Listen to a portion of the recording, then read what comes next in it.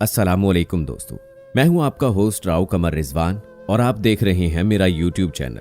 दोस्तों, आज की कहानी एक ऐसी लड़की की है जो कि एक वडेरे की बेटी होती है। उनके किसान का बेटा भी बड़ा खूबसूरत होता है। जब वो उसको घास नहीं डालता तो वो उसको सबक सिखाने का सोचती है और उसे अपने प्यार और मोहब्बत के जाल में फांस लेती है। यहां तक कि उसके कजन से मंगनी टूटकर उसी लड़के से उसकी मंगनी हो जाती है। फिर ये प्यार मोहब्बत की कहानी कहां तक पहुंचती है? क्या ये शादी में बदल पाती है या फिर दोबारा से उसका वही कजन जो लंदन पलट होता है वो इस कहानी में आ धमकता है? ये सब कुछ आपको बताएंगे हम आज की इस कहानी में। वीडियो में आगे बढ़ने से पहले आपसे दरख्वास्त करता हूं कि मेरे चैनल को जरूर सब्सक्राइब कर लें और साथ में बेल नोटिफिकेशन को भी ऑन कर लीजिएगा ताकि इस तरह की सबक आमूज कहानियां आप तक बर वक्त पहुंचती रहें। तो चलिए दोस्तों, शुरू करते हैं अपनी आज की कहानी। मेरे वालिद साहब जिम्मेदार थे, जबकि फैजान एक किसान का बेटा था। हम दोनों की परवरिश गांव के खुले माहौल में हुई थी। मुझे तालीम हासिल करने का बहुत शौक था, जबकि हमारे यहाँ लड़कियों को पढ़ाने का रिवाज नहीं था। मेरे भाई ने मैट्रिक करके तालीम को खैरबाद कह दिया। उन दिनों मैं 8वीं में पढ़ रही थी और मज़ीद तालीम हासिल करना चाहती थी। इम्तिहान करीब थे और मैं फूफो के घर पढ़ने जाया करती थी। रास्ते में फैजान का घर पड़ता था, जिसके आगे एक मैदान था। वहां गांव के लड़के क्रिकेट खेलते थे। एक दिन मैं अपनी फूफो के घर से लौट रही थी कि फैजान सामने आ गया। वो क्रिकेट खेल कर आ रहा था, मगर उसने मेरी तरफ तवज्जो ना की। मुझको उसका ये अंदाजे बेनियाजी अच्छा ना लगा। मैं पैदल जा रही थी, रास्ता तंग सा था, मगर उसने एक तरफ होकर मुझको गुजरने का मौका तक ना दिया। ये बात मुझे मजीद बुरी लगी। सोचा, खूबसूरत है तो क्या हुआ, जाने ये अपने आप को समझता क्या है तो किसान का बेटा, इसकी औकात ही क्या है, मैं इसको मजा चखाऊंगी। अगले दिन जब मैं फिर उसके घर के आगे से गुजरी तो जानबूझकर सामने आ गई। तब उसने पूछा, आप क्या चाहती हैं? मैंने मुस्कुराकर जवाब दिया, आपको। मेरे इस जवाब पर हैरत से उसकी आंखें फैल गईं। वो बोला, क्या कह रही हो, मैं कहाँ और तुम कहाँ? अब मुझको मजा आने लगा उसको हैरान करने का। मैं रोजाना उसके रास्ते में आ जाती और वो मुझसे दूर जाने की कोशिश करता। एक दिन वो घर की तरफ जा रहा था कि मैं उसको हस्बे मामूल रास्ते में मिली। शाम का वक्त था। मैं ठहर गई, वो भी ठहर गया। सवाल किया, यहाँ क्या कर रही हो? तेरा इंतजार कर रही हूँ। जब ये बात सुनी तो उसने भी अपने दिल की बात कह दी। मेरा दिल भी यही कहता है कि तुम इस जगह रोज मुझे मिला करो। अच्छा, मैंने अपनी बड़ी बड़ी आंखें फैलाकर कहा। एक हफ्ते बाद फिर उसी जगह टकराव हुआ। उसने मेरा नाम पूछा। ओह, 2 माह गुजर गए हैं, अब तुम मेरा नाम पूछ रहे हो। बहरहाल मैंने उसको और उसने मुझे अपना नाम बता दिया। फुफ्फो के घर रोज ट्यूशन पढ़ने जाना मेरा मामूल था। तभी एक दिन जब सरे राह मैं फैजान से कोई बात कर रही थी, वालिद साहब ने हमें बातें करते देख लिया। फिर गजब तो होना ही था। जब मैं घर पहुंची तो अब्बू से बहुत डांट पड़ी कि तुम नौकर लोगों से बात करती हो। तुमको पता है कि वो किसान है और तुम जमीन के मालिक की बेटी हो। तुमको रास्ते में ठहर कर उससे हम कलाम होना जेब नहीं देता। आखिर तुम क्यों फैजान से बात कर रही थी? मैं क्या बताती कि मैं उस मगरूर के गुरूर को तोड़ना चाहती थी और अब्बू गरज रहे थे। अब अगर कभी तुमने रास्ते में रुककर किसी से बात की तो मैं तुमको पढ़ाई से उठा लूंगा। मुझको कौन सी उससे सच्ची मोहब्बत थी, मैं तो बस उसकी दिल आजारी करना चाहती थी। उन्हीं दिनों अब्बू ने मेरा रिश्ता चचाजाद फरमान से तय कर दिया, जबकि वो नहीं चाहता था कि अभी शादी हो। वो बैरूने मुल्क पढ़ाई की गरज से जाना चाहता था। बहरहाल मंगनी हो गई तो मैंने भी फैजान को सताने का ख्याल छोड़ दिया। इम्तिहान हो गए और मैं घर बैठ गई। उधर फैजान ने अपने वालिदैन से रिश्ता मांगने को कहा तो उसके अब्बा बहुत गुस्सा हुए और उसे घर से निकालने की धमकी दे दी। जबकि माँ बोली, बेटा हम गरीब हैं, अगर तुम पढ़ लिख कर किसी काबिल हो जाओ तो यकीनन हम इस लायक हो जाएंगे कि तुम्हारा रिश्ता मांगने किसी हैसियत वाले के घर जाएं। ये बात फैजान ने गिरह में बांध ली और हर ख्याल छोड़कर पढ़ाई में लग गया। फिर उसने इंटर बोर्ड में पोजीशन ली। फैजान की लगन सच्ची थी, वो आला तालीम हासिल करने लगा। उधर मेरे मंगेतर ने शादी से इनकार कर दिया और वो बैरूने मुल्क मंगनी तोड़कर चला गया, जिसका वालिद को बहुत दुख हुआ। वक्त गुजरने लगा। मैंने कॉलेज में दाखिला ले लिया और वालिद को अब एहसास हुआ कि अपनों में गुण ना हो तो फिर अपने बेकार होते हैं। एक दिन फैजान जा रहा था कि मैंने उसको आवाज दी। वो ठहर गया, पूछा क्या बात है, तुमने तो मुझे भुला ही दिया। मैंने संजीदगी से कहा, याद रखूं तो भी कौन सा तुमसे मिल पाऊंगी, इसलिए भुला देना ही अच्छा है। मेरी गुर्बत मेरी विरासत है, मैं कैसे इससे जान छुड़ा सकता हूं। बड़े दुख से उसने कहा था, ये बात नहीं है फैजान, तुम अगर किसी लायक हो जाओ तो फिर अब्बू तुम्हारे बारे में सोचने पर मजबूर हो जाएंगे। अगर तुम में वफा नहीं है, मुझे तो ऐसा लगता है, वफा का क्या सबूत चाहिए, बोलो। और फिर उसने जेब से पिस्तौल निकाल लिया। मैंने कहा, ना, अपनी जान मत दे देना, भला तुम्हारी जान देने से मुझको क्या फायदा होगा। हाँ, अगर तुम सबूत देना चाहते हो तो अपने हाथ में गोली मार लो। तभी उस बेवकूफ ने एक लम्हे का भी तवक्कुफ ना किया और अपने हाथ में गोली मार दी। हालांकि मैंने तो मजाकन ऐसा कहा था, मैं सोच भी न सकती थी कि वो ऐसा करेगा।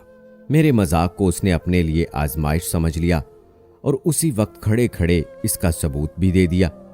उसका हाथ लहू से तरबतर हो गया और मैं कांपने लगी। चाहती थी कि अपने दुपट्टे से उसका हाथ लपेट दूं। उसी वक्त अब्बा जान की गाड़ी उधर से गुजरी। उन्होंने हमें रास्ते में खड़े देखा तो तैश में गाड़ी से उतरकर तेजी से हमारी तरफ आए। जाने वो किस इरादे से आए थे, मगर फैजान के हाथ से लहू बहता देखकर उनके भी औसान खता हो गए। उन्होंने जल्दी से उसे गाड़ी में बिठा लिया और फौरन अस्पताल ले गए, जहां डॉक्टर ने तिब्बी इमदाद दी। और उसके बाद जब फैजान की तबीयत ठीक हो गई तो उन्होंने पूछा कि तुमने अपने हाथ पर गोली क्यों चलाई। फैजान ने जवाब दिया कि माजदा ने कहा अपने हाथ पर गोली मार लो, तो मैंने उनके हुक्म की तामील की। इस बात का मेरे वालिद साहब के दिल पर बड़ा गहरा असर हुआ और वो सोच में पड़ गए। सोचा कि एक तरफ भतीजा है जो मेरी बेटी को ठुकरा कर चला गया है और दूसरी तरफ ये गरीब का बेटा है जिसकी वफा और खुलूस ने उसे जान पर खेल जाने के लिए मजबूर किया है। उन्होंने फैजान का तालीमी रिकॉर्ड चेक किया तो उससे बेहद मुतासिर हुए और सोचा क्यों ना इस गरीब की सरपरस्ती करूं, इसको पढ़ने में मदद दूं और फिर इस मेहनती और लायक लड़के को अपनी बेटी दे दूं। वाले साहब के पास रुपए पैसे की कमी न थी, लायक दामाद किसे अच्छा नहीं लगता। वालिद साहब ने चाचा दीन अहमद से बात की कि मैं तुम्हारे बेटे को आगे पढ़ाना चाहता हूँ, दामाद बनाना चाहता हूँ, तुमको मंजूर हो तो मंगनी कर दे, मैं लड़के को बाद में पढ़ने के लिए इंग्लैंड भेज दूंगा। अंधे को क्या चाहिए, 2 आंखें। वो बहुत खुश हुआ। बहरहाल रिश्ता तय हो गया। जब मुझे इस बात का पता चला मैं तो चकरा कर रह गई, क्योंकि मैं फैजान के साथ संजीदा थी ही नहीं और मैंने ये भी ना चाहा था कि मेरा उसके साथ रिश्ता हो। बस मजाक मजाक में ऐसी बातें करती थी। मुझको उससे खार थी कि इसने एक बार मुझको रास्ता नहीं दिया था और मेरा एहतराम ना किया था, जबकि वो किसान का बेटा था और मैं जिमीदार की बेटी थी। मैं मगरूर थी मगर गुरूर से काम उसने लिया था। तभी मैंने कसम खाई थी कि इसको बेइज्जत करके रहूंगी, मगर तकदीर ने फिर मेरे साथ ही अजीब खेल खेला कि उसकी बजाय मुझको बेइज्जत कर डाला। मेरी उसके साथ मंगनी बेइज्जती नहीं थी तो और क्या थी, जबकि मैं उसको अपने काबिल नहीं समझती थी। यह तो मैंने ख्वाब में भी नहीं सोचा था वालिद साहब इतना बड़ा फैसला कर लेंगे। शायद उनको गलत फहमी हो गई थी कि मैं फैजान को पसंद करती हूं, जबकि सरे राह बात कर लेने का मतलब हरगिज ये ना था कि मैं उसको पसंद करती हूं। बहरहाल अनहोनी हो गई कि हीरे की कदर जौहरी ही जानता है। मंगनी हो गई तो लोगों को हैरत भी हुई कि कैसे जिमीदार ने अपनी बेटी का रिश्ता एक किसान के बेटे को दे दिया। लोगों में चहमगोइयां हुई मगर वालिद के सामने किसी को दम मारने की जुर्रत नहीं थी। ताहम जब मैं स्कूल जाती लड़कियां मुझे अजीब नजरों से देखती थीं, तब मुझे बहुत गुस्सा आता था। अब फैजान रास्ते में मिलता तो बात करने की हर मुमकिन कोशिश करता, मगर मैं गुस्से से मुंह फेर लेती। कहाँ मैं उसको सबक पढ़ाने चली थी और कहाँ तकदीर ने मुझे ही सबक पढ़ा दिया था। पहले वो गुरूर करता था, अब मैं गुरूर से उसकी चाहत को ठोकर मार देती थी और मुंह दूसरी तरफ करके चल देती थी। हालांकि मेरी और उसकी जान पहचान काफी अरसे से चल रही थी, मगर मंगनी के बाद जाने क्यों मैं उसको पसंद करते हुए भी नापसंद करने लगी थी। इसकी वजह यही एहसास था कि हम बरतर हैं, ये कमतर हैं, हमारा उनका मेल नहीं। फिर मैं क्यों इसको कबूल करूं कि हम सोफों पर और ये जमीन पर बैठने वाले लोग हैं। मेरी सहेलियों ने भी इस बेजारी को समझ लिया, क्योंकि अक्सर वो मेरे साथ ही इस मैदान से गुजरती थीं जिधर फैजान का घर वाक़ था। जब मैं फैजान को देखकर नफरत से मुंह दूसरी जानिब कर लेती तो वो मुझे समझाती कि यूं ना किया करो, ये बात अल्लाह को पसंद नहीं है। देखो ये कितना अच्छा, सुलझा हुआ और लायक लड़का है, कितनी ट्रॉफियां ली हैं और स्कॉलरशिप लिया है, सारे गांव में तालीमी लिहाज से इसका रिकॉर्ड शानदार है, फिर क्यों तुम इससे नफरत करती हो? तुम्हारे वालिद ने इस लड़के में कोई जौहर देखकर ही इसे तुम्हारे लिए मुंतखब किया है। मैं सोचती थी कि ये कितनी अजीब बात है। शायद कि ये पहली मिसाल है जब किसी जिम्मेदार ने किसान के बेटे को इतनी अहमियत दी हो कि उसको दामाद बना लिया, वरना तो इस जुर्म में ये लोग कोड़े ही खाते हैं। शायद कि जमाना ही बदल रहा था, या फिर वालिद की सोचें दूसरे लोगों से अलग थीं कि वो काफ़ी अरसा बैरून मुल्क भी रहे थे। तन्हाई में सोचती तो दिल नरम पड़ जाता था। आखिर फैजान में क्या बुराई थी? टॉप कर रहा था, खेलों में ट्रॉफियां लेता था, खूबसूरत था, सारा गांव उसको अच्छा कहता था, उसकी इज्जत काबिलियत के बाइस थी, उसमें कोई बुरी आदत भी न थी। मेरी सहेलियां उसकी तारीफ करती तो मेरे दिल में उसकी जगह बन जाती। जब वो मुझसे बात के लिए आगे कदम बढ़ाता तो मेरी रौनक ऊद कर आती और मैं हकारत से उसको ठुकरा देती। उसके चचा का घर हमारे घर के पास था, इसलिए वो अक्सर उधर आया करता था। मेरी आंखों में हकारत और नफरत देखकर भी उसके दिल से मेरी कदर कम ना हुई और वो बदस्तूर मुझको चाहत भरी नजरों से देखता रहा। एक दिन उसने मुझसे कहा कि अगर तुम कहो तो मैं तुम्हारे घर अपने वालदैन को भेज दूं ताकि शादी की बात करें, लेकिन मैंने इतना कहकर उसके दिल को ठेस पहुंचाई कि तुम वाकई पागल हो। जाने अब्बू ने ऐसा क्यों किया? जब मैं तुमसे लगाव नहीं रखती तो भला शादी क्यों करूंगी? मैंने अभी शादी नहीं करनी, मैं पढ़ लिख कर डॉक्टर बनना चाहती हूं। वो मेरी इन बातों का बिल्कुल बुरा ना मनाता, बस मुस्कुरा देता था, कहता ठीक है, जब तुम कहोगी तभी शादी करेंगे। मैं कहती याद रखना, जब तक मैं ना कहूं तुम्हारे वालिदैन मेरे घर शादी की तारीख लेने ना आए, वरना बेइज्जत होकर जाएंगे। यही नहीं, मैं हमेशा उस पर तरह तरह के इल्जामात लगाती कि वो किसी रिश्तेदार लड़की से मिलता तो मैं मौका पाकर उसको जलील करती। शायद कि मैं चाहती थी कि किसी तरह अब्बू इस मंगनी को तोड़ दें और मुझ पर हर्फ भी ना आए। एक दफा ना जाने वो किस हाल में था कि हस्बे मामूल हमारी गली से गुजरा, उसके साथ दोस्त भी था। ये लोग आपस में बातें करते जा रहे थे। मैंने सोचा शायद मेरे बारे में बातें कर रहे हैं। मैंने उसको जलील करना शुरू कर दिया, लेकिन आज वो हमेशा की तरह खामोश न रहा, बल्कि गुस्से में आ गया और मुझको घूरता आगे बढ़ गया। शायद कोई नया दोस्त उसके साथ था, तभी वो मेरी बदकलामी से खफा हो गया था। मैंने दसियों बार उसकी तजलील की थी, मगर वो हमेशा मुस्कुराता हुआ गुजर जाता था। मगर आज वो सख्त बरहम हुआ था। 1 घंटे बाद वो वापस आया तो उसका चेहरा गुस्से से सुर्ख हो रहा था। उसने पास आकर मुझे मुखातिब किया, माजदा खबरदार, आज के बाद मुझे तुम यूं मुखातिब ना करना। तुमने मुझे खरीद नहीं लिया है कि जब चाहो जलील कर दो। ये कहकर वो अपने चचा के घर चला गया और जोर से दरवाजा बंद कर दिया। 4 साल के अरसे में मैंने पहली बार ऐसे अल्फाज उसके मुंह से सुने थे। मेरा वजूद हिल गया और आज मुझे महसूस हुआ कि मैंने हमेशा उसके साथ ज्यादती की है। हालांकि वो मेरी मर्जी के बगैर किसी से बात तक न करता था। वो मेरा हद से ज्यादा ख्याल करता था और मैं उसको सजा दे रही थी इस बात की कि वो किसान का बेटा है। वो हमारे बराबर का नहीं, फिर भी बराबरी पर आना चाहता है। वो मेरा हद से ज्यादा क्यों ख्याल करता था? यही उसका जुर्म था और मैं समझती थी वो मुझसे डरता है। मेरी मोहब्बत पर इसलिए कुर्बान होना चाहता है कि हमसे कमतर है। उसने मुझसे बोलना छोड़ दिया, मेरी तरफ देखना तो दूर, उसने रास्ता ही बदल लिया। वो लाताल्लुक हो गया तो मेरे दिल को एक अनजानी सी खलिश सताने लगी। मैं पछताने लगी। गुरूर और रौनक खाक में मिल गई। जी चाहता था कि वो मिले, उससे बात करूं, अपने पिछले रवैये की माफ़ी तलब करूं और आइंदा उसको जलील ना करने का अहद करूं। मैंने दुआ की और खुदा ने मेरी दुआ सुन ली। एक दिन वो सामने आ गया। मैंने बात करना चाही, वो समझ गया। खुश असलूबी से बोला कि माजदा, कभी ऐसे दोस्त साथ होते हैं जिनके सामने इज्जत मतलूब होती है। तुम हर वक्त मेरी पगड़ी ना उछाला करो। आखिर तुम्हारे इस रवैये की वजह क्या है? क्या तुम मुझको नापसंद करती हो? मुझसे मंगनी पर खुश नहीं हो? अगर ऐसी बात है तो मैं तुम्हारे रास्ते से हट जाता हूं। तुम किसी भी वक्त मेरी तरफ से इस बंधन से आजाद हो सकती हो। उसने कुछ ऐसे लहजे में ये बातें कहीं कि तीर की मानिंद ये बोल मेरे दिल में उतर गए।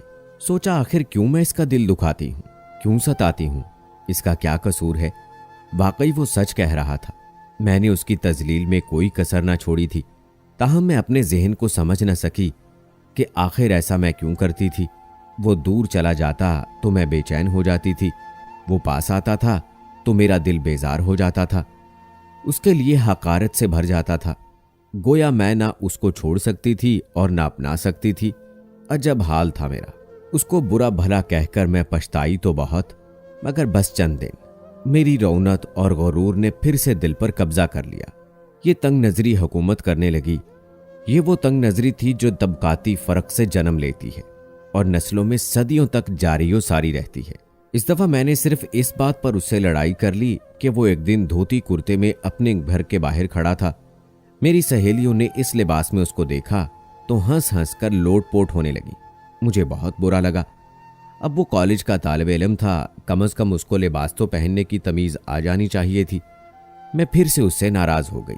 दिल ने कहा चलो जान छूटी, ये हमारे काबिल कहाँ है जो हमारे खानदान में बतौर दामाद मुतारिफ हो। इसको तो कपड़े पहनने का सलीका भी नहीं है।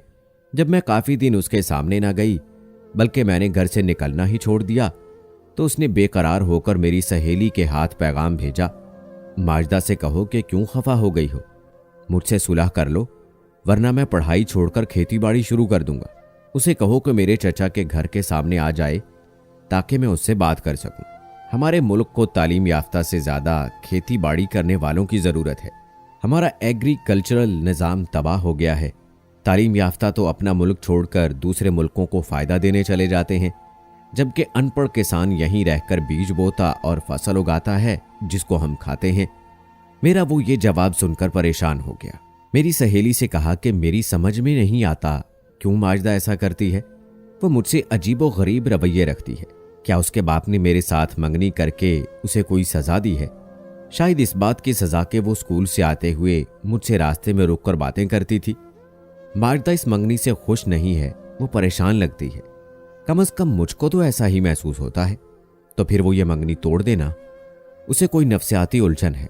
मेरी सहेली ने जवाब दिया, बहरहाल देखो, मैं उसको समझाऊंगी कि तुमसे अच्छा रवैया रखे या फिर अपने वालिद को ये रिश्ता तोड़ने का कह दे। इस तरह तो जिंदगी नहीं गुजर सकती। मेरी सहेली ने जैसा सुना वैसा मुझे आकर बताया। तो मैंने उसको टालना चाहा कि मैं फैजान से नफरत नहीं करती, मगर उसके लाइफस्टाइल से परेशान होती हूँ। उनके घर वाले तो गंवार ही रहेंगे। ये पढ़ लिख गया तो क्या हुआ, उनकी बरादरी की वजह से हमारी नाक कट जाएगी। तुम अपने वालिद से ये बात कहो और उनको बता दो कि वैसे ही उससे कलाम किया करती थी और तुम्हारा उसके साथ प्यारो मोहब्बत का कोई सिलसिला ना था, ताकि उनकी गलत फहमी दूर हो और वो इस रिश्ते को ख़त्म कर दें। जाने क्या बात है कि मैं ऐसा भी नहीं कर सकती। जब सोचती हूँ कि फैज़ान से किनारा कशी इख्तियार कर लूँ तो मेरा दम घुटने लगता है और फिर यूं लगता है जैसे मैं उसको चाहती हूँ, पसंद करती हूँ, मगर जब सामने आता है तो जी चाहता है कि उससे रुख फेर लूँ, उसको कमतर ख्याल करके उसकी तजलील कर डालती हूँ। राबिया कहने लगी, माजदा तुम्हारा कुछ नफ्सियाती मसला है, वरना मोहब्बत और तजलील साथ नहीं चल सकते। ये जज्बे अलग अलग सिमत में सफ़र करते हैं। अगर मोहब्बत है तो मोहब्बत है, अगर नहीं है तो नहीं है। ये क्या कि उसके बगैर रहा नहीं जाता और उसका साथ भी गवारा नहीं है। ये तो समझ में आने वाली बात नहीं, बल्कि तुम एक मासूम इंसान के जज्बात से खेल रही हो। खुदा ना खास्ता कभी उसको आजमाना नहीं, वरना उसकी जान चली जाएगी। राबिया ने सच कहा था कि उसको आजमाना नहीं, और मैंने उसके प्यार को आजमाइश में डाला। मैं हमेशा अपनी सहेली से कहा करती थी कि वो तो ऐसे कहता ही रहता है, कुछ करके दिखाता तो है नहीं। उन्हीं दिनों उसका रिजल्ट आया। वो शानदार कामयाबी से हमकिनार हुआ था। उसका दाखिला शहर के मेडिकल कॉलेज में हो गया। वो बहुत खुश था। अब्बू भी खुश हुए। वो चाचा दीन अहमद के घर गए मुबारकबाद देने। फैज़ान का बाप 22 बीघे का मालिक था। अपनी ज़मीन से इतनी आमदनी थी कि अच्छा गुजारा हो रहा था, लेकिन बेटे को डॉक्टर बनाने की खातिर वो ये ज़मीन फ़रोख्त कर रहे थे। वालिद साहब ने कहा, दीन अहमद, ये ज़मीन तुम्हारी रोज़ी का ज़रिया है, इसको मत बेचो। मैं तुम्हारे बेटे की पढ़ाई के अखराजात बर्दाश्त करूंगा। लेकिन उन्होंने इस पेशकश को रद्द कर दिया। बोले, मैं खुद बेटे की पढ़ाई के अखराजात बर्दाश्त कर लूंगा। फैज़ान की कामयाबी की खुशी में वालिद साहब ने नहर के किनारे दावत का एहतमाम किया और तो में अम्मी और मेरी सहेलियां भी आईं। फैज़ान और उसके वालिद को भी मदऊ किया गया था। तब जाने क्या मुझे सूझी कि मैंने अपना दुपट्टा नहर में फेंक दिया और शोर मचाने लगी कि मेरी सहेली को बचाओ, उसका पांव फिसल गया है, वो नहर में गिर गई है। औरतें एक तरफ थीं और मर्द दूसरी तरफ थे और सब खाना खा रहे थे। शोर सुनकर मर्द उठकर हमारी जानिब आए। सबसे आगे फैज़ान था। मैंने परेशानी की एक्टिंग करते हुए नहर की तरफ इशारा किया कि मेरी सहेली को कोई बचाए। तभी फैज़ान ने आनन फानन सोचे समझे बगैर नहर में छलांग लगा दी। नहर काफी गहरी थी।